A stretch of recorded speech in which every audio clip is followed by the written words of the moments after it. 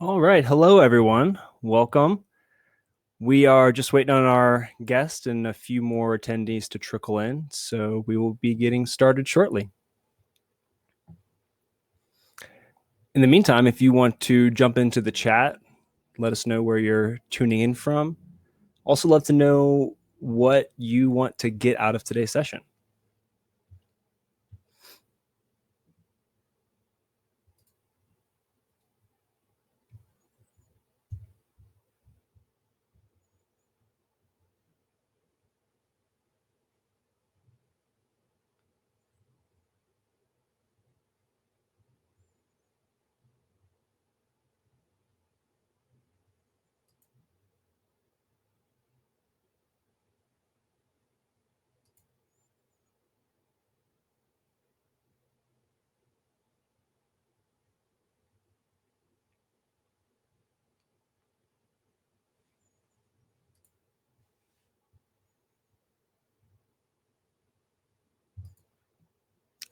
Hi, Brenda. Hi, Tim.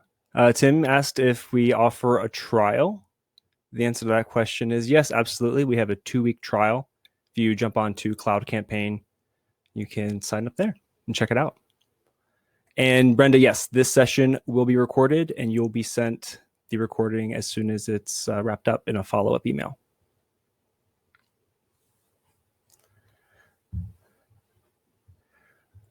Oh, great question. If you are a Vendasta partner, I think you can still be accommodated. I'm still a little bit newer to the team, so you have to bear with me on that. But let me get your contact information after this, and we'll get you the answer to that question.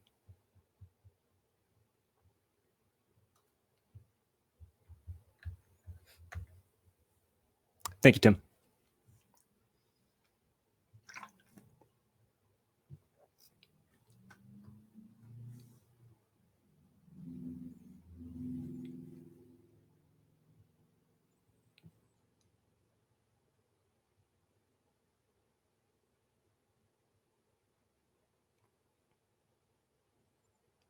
Oh, I totally get you. I actually am doing the same thing as I get more familiarized with the product. I'm using it for my own brand, and I think it really helps to get that perspective.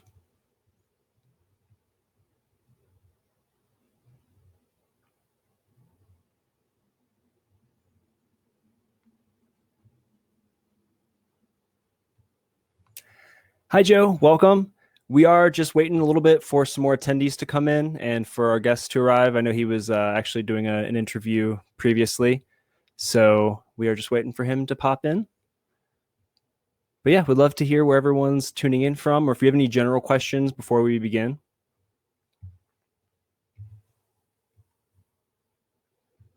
Alaska, nice.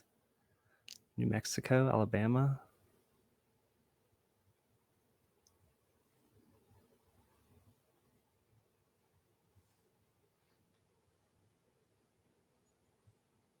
Nice. We got a good all over Canada. Hi from the UK. Matthew. Hey, Welcome.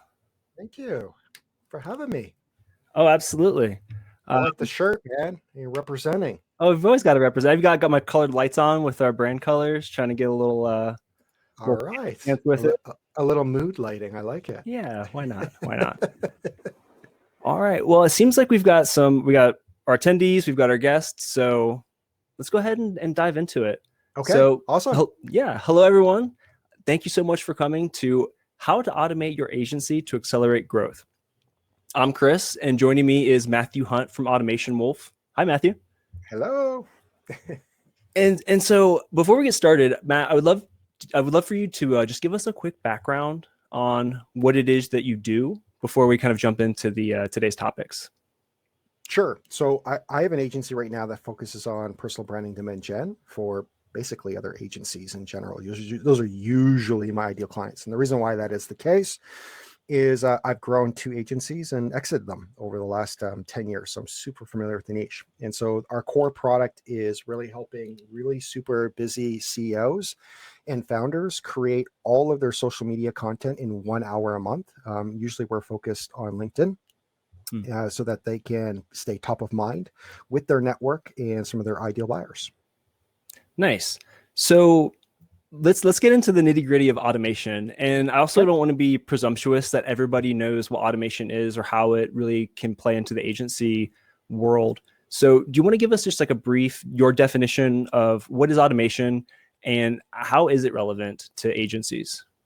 Sure. I think automation at the end of the day is anything that you actually don't have to do. It could be through software or it could be through processes and people.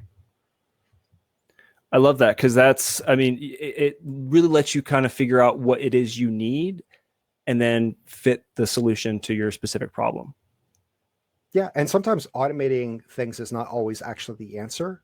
Usually, not automating things initially is the answer. If you can't do something well without automation, generally speaking, automating it later does not make it better. It actually makes it worse.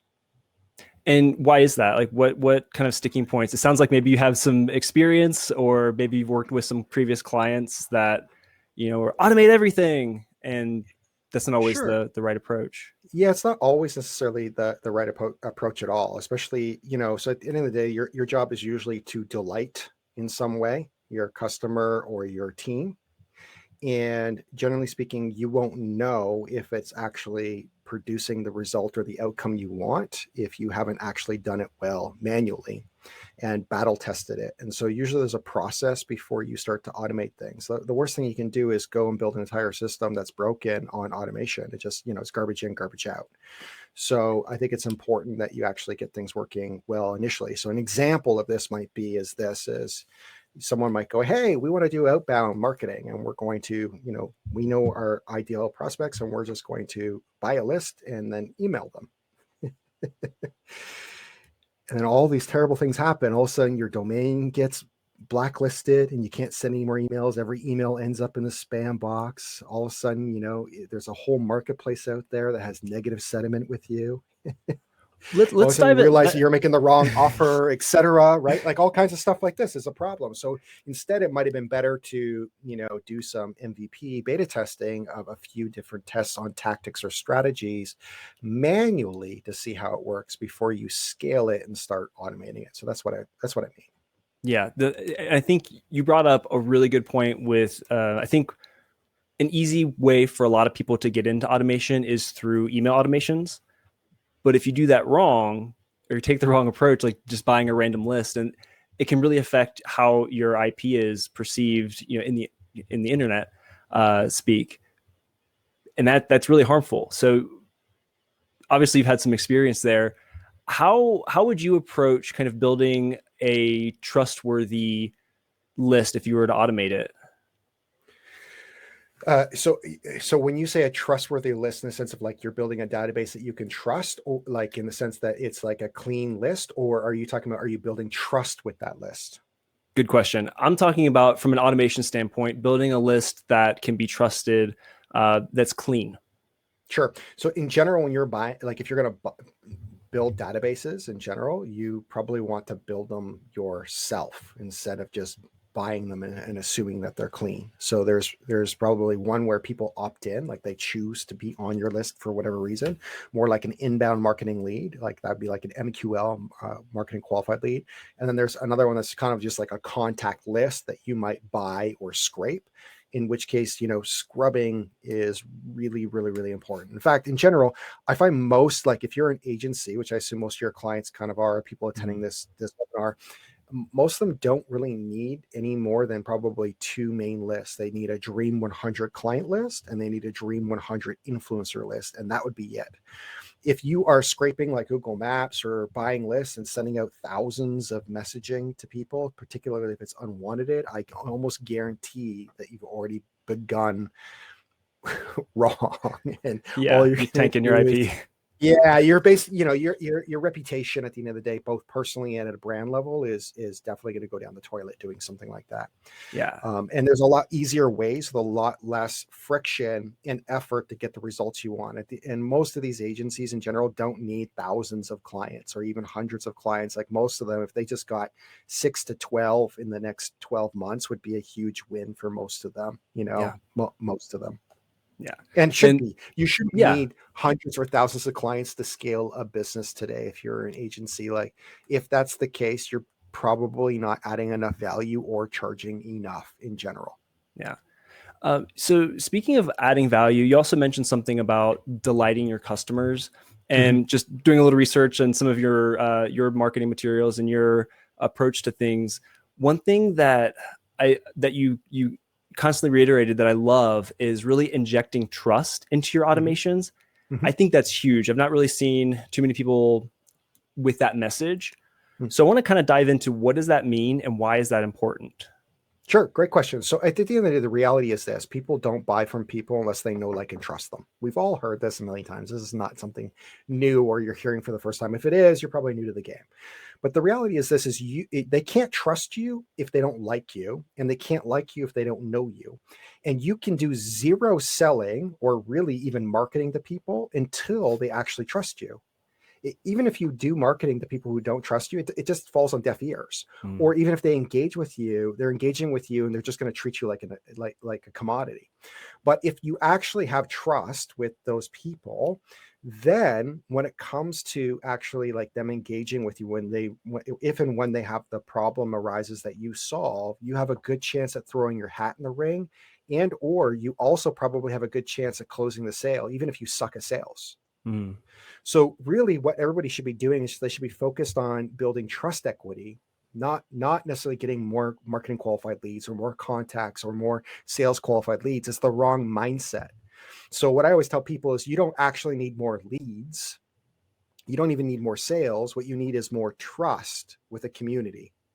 So you should be focused on building community and trust, and the byproduct is leads and sales. So And somebody like really trying to get into the space, what are some very actionable things that they could do or start doing to kind of build that trust? yeah, awesome. So there's some really simple tactics that work really well if you're starting out and you don't have a big marketing budget or you don't have a lot of money for marketing. Like most agencies are kind of bootstrapped, Mm-hmm. and what they're really looking for, if you ask most agencies, their number one um, way of getting clients is actually referrals. The problem is referrals is just unpredictable. They haven't actually found a predictable way of doing it, right? Yeah. So there are some things that you can do to make it more predictable. So one that I always recommend is you already have a network like LinkedIn as an example. And on LinkedIn, if you're not posting every day, once a day, then you're not staying top of mind with that audience. And it's a great place to do that because it's a controlled environment where only your first connections are really seeing your content. And by staying top of mind with the existing first connections who already know, like, and trust you, the more likely to buy from you, send you more referrals, or reorder another package from you by just being really helpful each day. So that's one simple thing that you can do that doesn't take a lot of time, is that personal branding in a social network like that. Another Mm. thing that's really simple is just run a monthly meetup or mastermind dinner. And this gives you the ability to do one-to-many selling at a belly-to-belly situation. So I know everybody wants to get things, online versus offline, especially sometimes with COVID, but breaking bread or having a beer or just being at a meetup that you're conducting is a really effective way for you to build trust. Because remember, you can't sell anything, even really market. They're not going to pay attention to your marketing really until you have trust. So the sooner you can fast track that, the better. And that Another can way of also doing it. let you, sorry, it lets you position yourself as a thought leader in that field as well. If you're organizing people around this idea or this theme or topic or whatever it is that makes sense for your agency or business, that's a great step, I think, also to kind of getting your name out there in that way. Totally. Yeah, exactly. And so a good example of this is like, um, you know, my second agency, one of the ways that I grew the majority of the business, and this business had to grow because it was getting big enough. It was, we had 50 odd people at the company. We had to have a predictable way to get new business coming in. Was we would literally do a once a month mastermind dinner with CMOs. Now, if I reached out to those CMOs and I said, "Hey, I would love to pitch you our services and agency," and I'm a stranger, it would be stranger danger. But because I reached out and said, "Hey, I'm running a mastermind dinner with other CMOs in your local area. We pay for dinner. Would you love to come out?" Well, yes, birds of a feather flock together. They want to come to dinner. They break some bread. At the end of the dinner, they go, "Hey, Matt, what do you do?" And if you have a good answer for it, you get referrals, and sometimes you get some business, right? I mean, Yeah. this kind of private club, supper club, private golf club, private thing has worked forever. Now you can automate this to some degree. So this is where automation comes in, is you can schedule that mastermind dinner at the same bat time every single month. You can have a Calendly link or something like that that books it, and you can send outbound marketing that's automated to invite people to the mastermind dinner, right? So you can automate it, but you probably want to start out initially not necessarily automating it, but once you lock it down, that becomes a tactic that produces regular relationship building at the end of the day, which the byproduct is trust and community, which then ends up leading to leads and sales. You could also do what you're doing right now, which is the interview series, right? So you can reach out to your ideal buyers and say, "Hey, I'd love to interview you." And it's great leverage because, one, you don't have to create your content anymore. Who's creating the content for this webinar right now? Is it you? Exactly. And that's actually a wonderful segue, because I wanted to talk about that next. This is something that I think if you're a content marketer in that field that you do, you're just kind of built to do it, to get other people to be as efficient as possible with your content creation. So do you want to talk a little bit about that, about how you can get other people to create some great content, and then, what are the steps that you take to automate that? Yeah, so I want to talk about first why you should do it. So again, what I mentioned before, most companies don't need to have any more than a Dream 100 client list and a Dream 100 influencer list. And you want two. And what a Dream 100 is just your, like, literally it's a list of 100. And so here's what you need to understand at the end of the day. It's much easier to be a talent scout than necessarily the expert. Everybody's so busy trying to be expert, and it's really not a good strategy. Like, at the end of the day, it's a lot of effort and it's really hard. So what you want In a to do world is of focus on, gurus. yeah, and it's easier to do something that's low effort, high impact, and it creates like more leverage for you at the end of the day. So if you build two lists of Dream 100 clients, you can message your Dream 100 clients or your Dream 1 influencers, and you say, "I'd love to interview you on my webinar, on my podcast, on my interview series," whatever it is.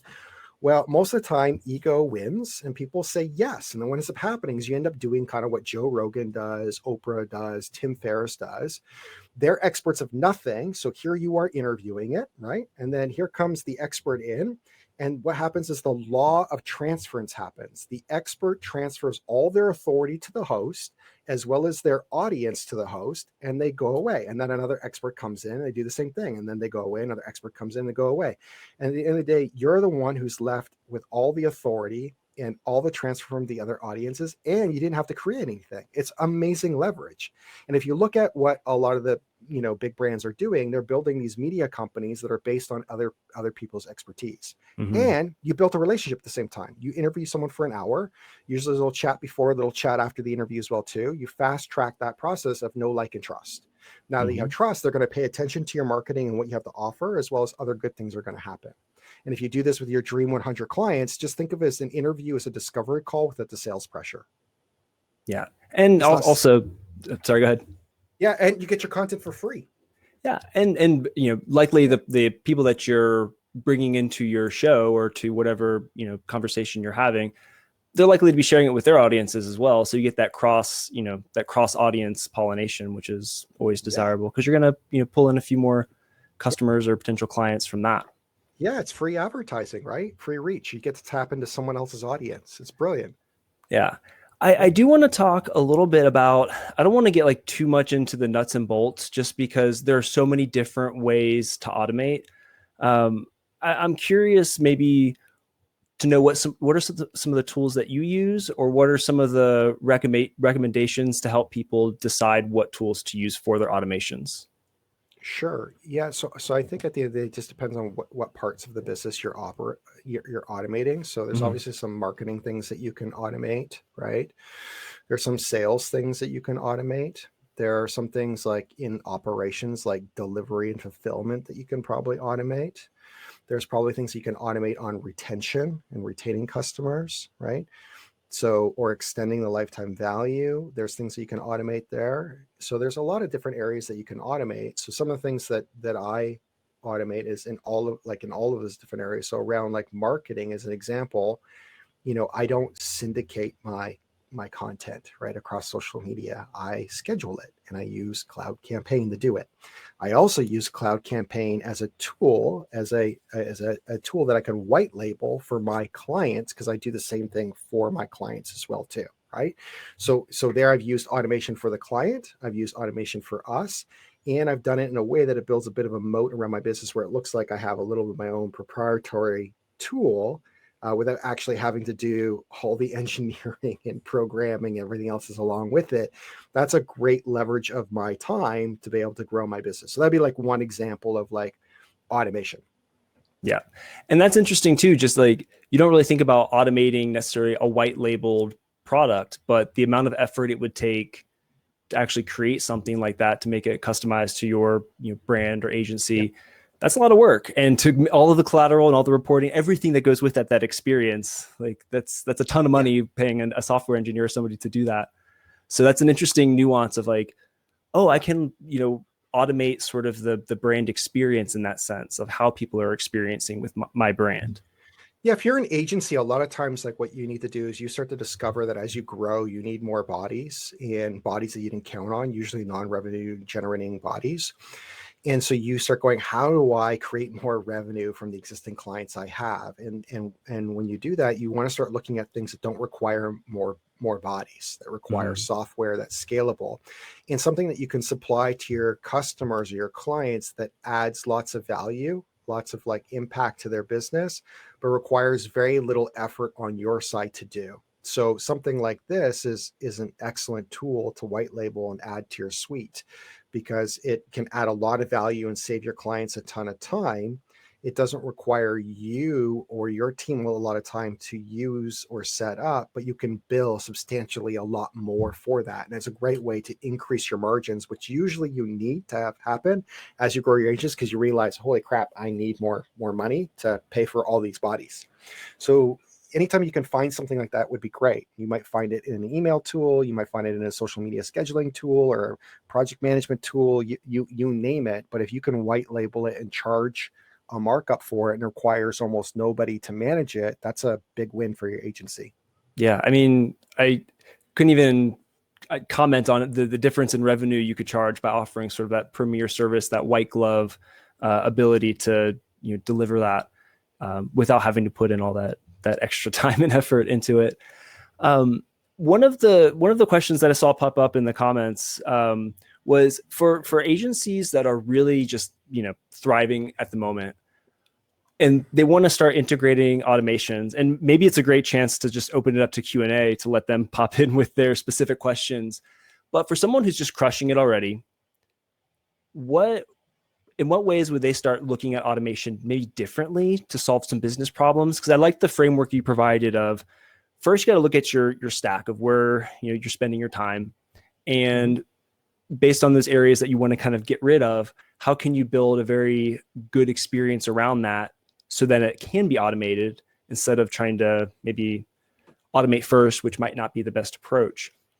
What are some other maybe advanced areas or deeper areas as a business starts to grow that they can leverage automation? Yes, so I think that sometimes it's not even always like software. Sometimes it's just optimizing your processes. So like Mm-hmm. an example might be, this is like when we started out with this personal branding service, it started with just us recording people on video in Zoom and then slicing and dicing into smaller videos so that they would have all their snackable videos for the web. And that was the only thing we offered. But then we realized, oh, well, we don't have to create so many videos if we take some of those videos and turn them into polls, text, and images. So can we, because before we were saying, hey, we'll make you 20 videos per month as a client, we were able to say, well, we could also create text, images, and polls based on the video that you created, and then not only create 8 or 10 videos. So there was less of a deliverable, but it was an easier deliverable to deliver at the end of the day. So sometimes it's just, literally finding the opportunity to optimize or tweak it a little bit to provide a little bit more value to your ideal client, or do it a little bit differently to optimize things. Now, once we've done that, the next evolution of optimization was actually like, hey, can we actually templatize this, right? So Yes. example would be, hey, it's interesting that we have this poll format. Well, what if we created a swipe file of 100 polls that were fill in the blank based on what the client was talking about? They could either select in a menu, or we could do the fill in the blank for them based on the video that was done. It got faster and more optimized. And then it moved into like, hey, can we actually take the image and template the actual images in Canva? And then all we're doing is switching out the photo. And then it would be like, oh, can we actually build software that just automatically does this on a regular basis and spits it out one to many? So there's no human that needs to do it. All we need to do is upload the image, and just like all the quotes come out, they select from a menu, it automatically gets uploaded to the tool and it gets syndicated. So, but this had to begin with people to begin with, and then we slowly started optimizing over time and fine tuning it so that our costs for production continuously keep going down, but yet our margins, our price stays the same or goes up because we became more efficient or more effective with the delivery of the product that we're doing. Right. Yeah. So that's And that's and to that's all it is. Yeah, and to underscore in terms of that optimization at that level, I want to just really emphasize the utility of testing that content as well. Being able to run tests against that to really hone in on those optimizations can, help you always select the best performing content while you're, running your campaigns. Totally. Yeah. There's definitely like patterns, right? That Yeah, that emerge where you start to see, hey, this type of content or this type of format always sort of works, and then hopefully you can create a framework for it. So for us internally, we have a framework for content which is called the ACES method, which just stands for authority, connect, engage, and show. Okay. And when we follow that in the right way, in the right pulse, and then we mix between the 4 or 5 different formats that you can do it with, it's really, really successful. And mm-hmm. so then we can apply even the methodology or the framework or the IP to the process, and it comes out unique every single time, but still is successful every time. And that's the goal at the end of the day is you don't really have a business until you can do something on a regular basis and produce the same results or similar results every single time. And be able to automate those is a huge Yeah, win. Joe totally. had a question about if aside from the mastermind dinners or gatherings and running Google ads, what would be your suggestion from like how do you go from 100 to 500 automation clients? That's an interesting question. How do you go from 100 to 500 clients is Yeah, the I question? guess like through automation is that unless Joe wants to chime in and give us a little more context. Because at a certain point you're working on through your automations, but if you're trying to just gain more clients. Yeah, no, totally. I totally understand. Well, it depends on like what your ultimate goal is at the end of the day. I generally speaking, in most agencies, to be honest with you, I very rarely see businesses scale from 100 to 500 clients. Not very often. Usually, what ends up happening is they end up getting a higher quality of client over time. So Yeah, they'll get 100 and they don't actually go and get 500. They actually end up switching out the 100 for another 100 that are better. is yeah, the like real what's better for you. that pay more. Yeah, Because why is the goal necessarily the number of clients? So I understand at the end of the day, every agency should have a certain amount of clients, that there's diversification. No client should ever equal any more than 5% of your revenues as a general rule. So that's probably the size of amount of clients that you have at the end of the day, but it's not necessarily scaling unless you have like a service that's more like, Design Pickle or more of a SaaS model. then yes, I understand why you'd want to scale from 100 to 500, in which case you might have to add in more tactics or strategies that are scalable, maybe not just the one. Maybe you won't be able to necessarily go from mastermind dinners to scale from 100 to 500. Right. Might be a little more difficult. Not that you couldn't. I mean, literally, you could have more salespeople or business development people who are running mastermind dinners everywhere. Sometimes that is the right strategy. You just need to do more of it. Other times it might be like, hey, that's a good strategy, but we also need to add in the interview strategy, or we need to add on a private community that's online, like a Slack or a Discord group, or hey, we need to add on more aggressive retargeting campaigns, or we might need to do inbound and outbound and demand gen and personal branding all at the same time to grow this from 100 to 500. I Yeah. find often adding more stuff is actually not the solution. It's usually taking the tactic that is working and multiplying and double downing on that strategy. Also challenging the fact of like, why do you need to go from 100 to 500? Is that really the end game that we're after? Like, why? Like, what's the ultimate goal? And it's not always more clients. Often it's not. Yeah, I think that's the big distinction is like why you need to grow. In terms like the focus of this conversation, I think is more targeted toward agencies or freelancers managing clients. So Right. like if it would be a different discussion if we were talking about software as a service. So thank you for making that distinction. Um, more clients means more people to manage. Now I also could understand that question to be like, how do you automate the management of that? But I think that's through the tools that you use, through the experiences that you create. Well, that's what an agency is. An agency is really getting paid for communication and strategy and people. I mean, your heaviest cost is usually labor, and they're usually paying it for that. Otherwise it would be a SaaS product, right? That's self-serve, do-it-yourself type thing.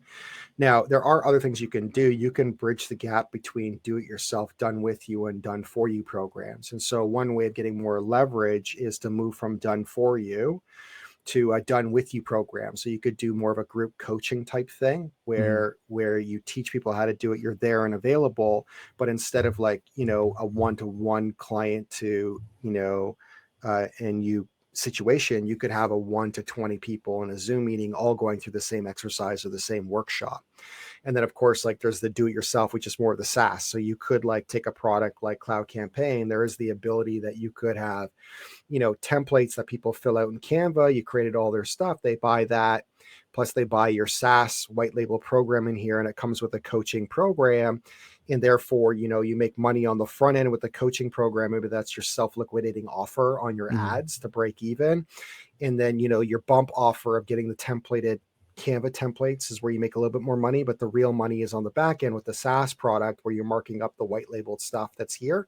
And then you could scale the shit out of that if you wanted to, right? So you just funnel people through that marketing funnel and away you go. Now, most agencies don't operate on those thin margins in that kind of model. That's more of like I would say that's more of a funnelytics or more of a, Russell Brunson ClickFunnels type thing that people are doing. But Mm-hmm. most agencies that do the consulting and the done for you services are usually high ticket pricing, either retainer based or package based, but it would be looking at something where you don't need as many clients. If you had 100 clients, that would be a lot of clients. Just remember, more clients, more people, More more problems. processes, more problems. Yeah, Yeah. Biggie said like more money, more problems. It's not true. It's actually more people and more processes equals more problems. So anytime you can simplify, and reduce, the better it is. If only Biggie Smalls got into marketing. Yeah. So, Lewis, did you and Joe, did you catch some of that? That was, I think, target like some of that actually answered your question of how you could approach a client. An example of how you can use, something like Cloud Campaign to offer them a platform. Basically, you're white labeling it as your software to offer that as a software as a service. And then, Mark, you have a question about how can automations be directly developed into Cloud Campaign. Things like what Matthew just talked about, creating those templates, creating that white label portal for your customers, but also even the content creation process. You can set up automations to import everything, generate your content and your captions that you can just go in and edit and automate some of those approvals so that your customers are just going in, or your clients are just going in to look at that, approve it, engage with it before it goes out. Tony, yes, we will be sharing this webinar. So I think maybe we have time for one or two more questions before we wrap up. We'll give someone a chance to formulate something.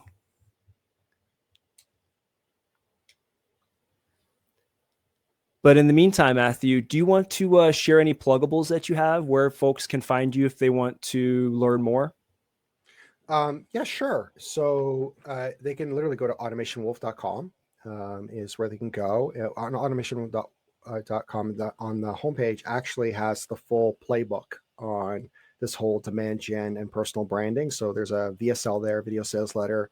It'll walk you through the whole process, or you can connect with me on LinkedIn. You just search Matthew Hunt and you'll find me there. Awesome. Thanks so much. And Lewis, you just popped a question in there. With that one, I actually would like to take that one offline. So if you want to pop in your email address, we can discourse and we can kind of chat about that if that's all right. Aside from that, Matthew, thank you again for carving out some time in your day and sharing your knowledge. It was a pleasure chatting with you.